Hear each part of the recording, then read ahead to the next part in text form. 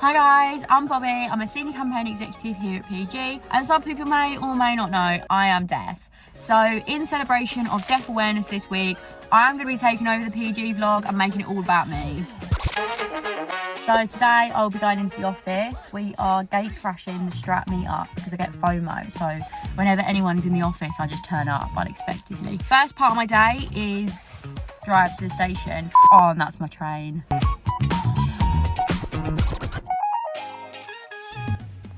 Mum's very little selfie.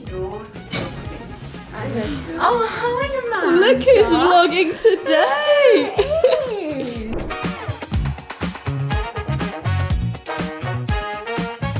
There we go.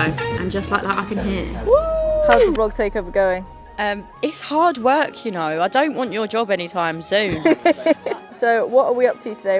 Give me a rundown of your plan of action. Today we are actually, as much as I said I was going to keep today pretty free, we're actually really busy. We've got a lot of campaigns going on right now, all fun and games. So we've got a lot of contracting, a lot of concepts to get in. We've got content to approve and send over to the client. We've got a meeting with Gina, and yeah, got to chase some bits, but yeah, a lot of comms heavy day. It's busy, but we love it. It's what we're here for. I'm gonna love shadowing you today.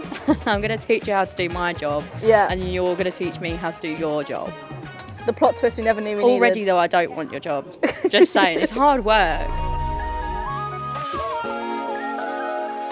So, G, you are Bobbie's lovely manager, and obviously there are some things that, you know, Bobbie would need like adjustments for. So I just want you guys to kind of chat about that and what you do, how it works best, and then like tips for other workplaces to just make life a little bit better, a little bit more accessible, a little bit more inclusive.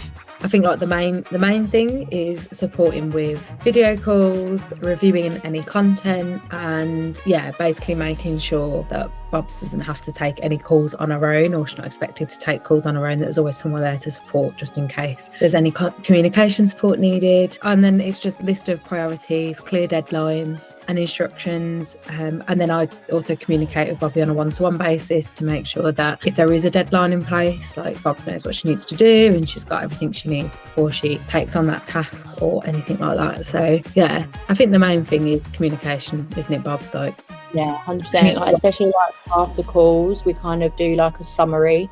So then if I like miss something or I like didn't hear or like the captions, like the camera can see on screen right now, we have these captions where we use Google Meets.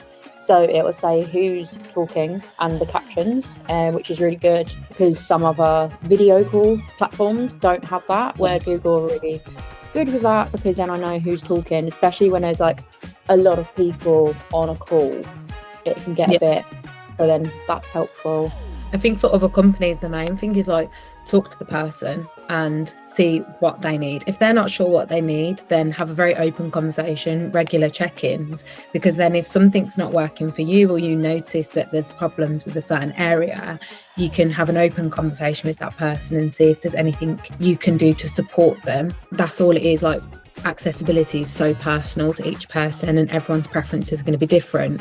Also, some people might not be used to what their preferences are yet, and then as time goes on they'll realise that. I think that's kind of something we've found with you, Bobs, isn't it? And like, I feel comfortable enough just to like flag stuff, like when Dadler like joined and it was like I'd come back on holiday and we were like, we've got Beth S and Beth F, and obviously I was like, well, I've got high frequency loss, both of those sound the same to me. So then when it's then through a computer as well, so then we started doing the F and like F, so like on a call I could like see what it was.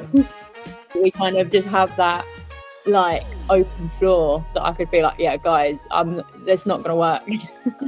And it's not that like awkward. I'm like, oh no, sorry.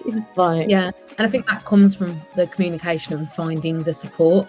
If you felt like I wasn't open and wasn't giving you that support, then you wouldn't have felt comfortable to mention that. As a manager, I try and be as understanding and also take a minute to work out what's going to work for both of us. Then it's not just me telling you to do something one way. Communication, guys, communication is key. Bobbie? Working hard or hardly working? I'm obviously working hard. Talk me through what you did. So I'm currently building out a cross-section for a client for an upcoming campaign. Nice. So yeah, most of my job, I'd say 80% of the time I'm sat on social media, so it looks like I'm not working when I am.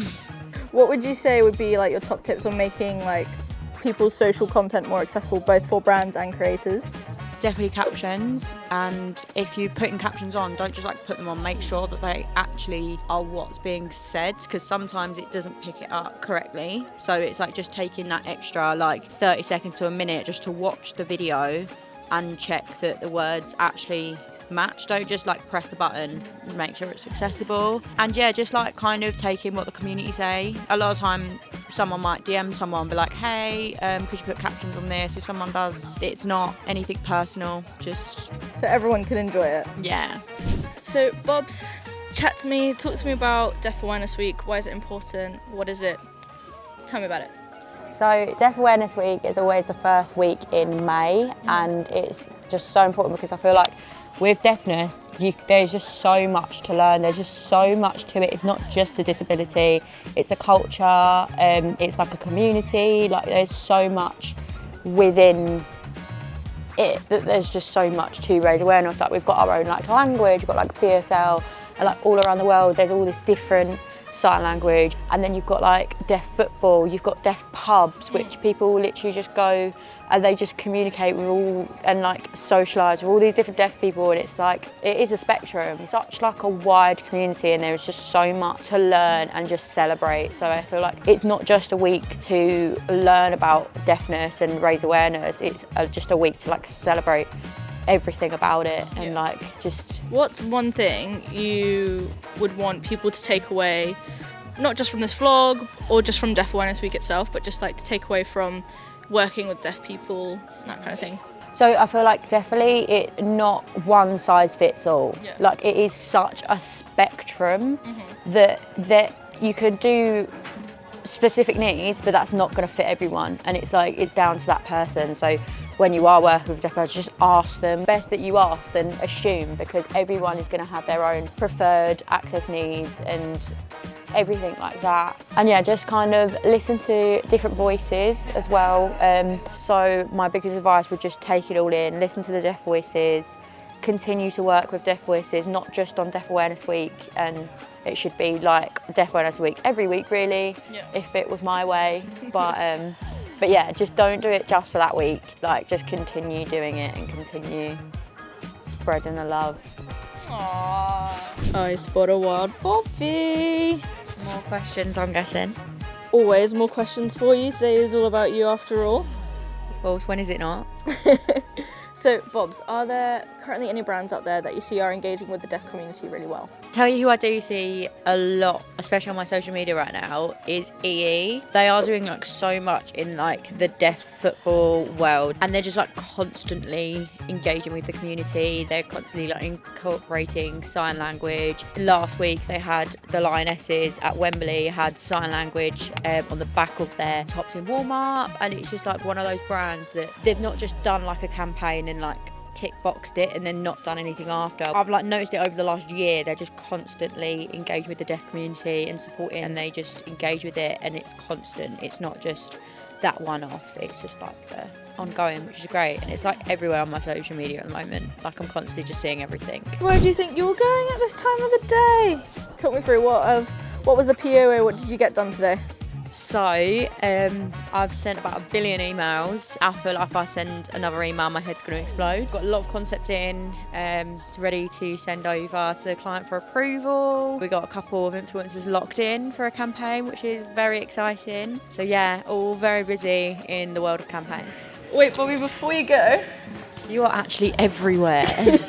can you just do a quick summary from me of what we talked about in today's vlog and Deaf Awareness Week? We spoke a lot about Deaf Awareness Week, the deaf community, deaf culture, and all that jazz. Right, thank you very much, Bobs. I hope you have a great.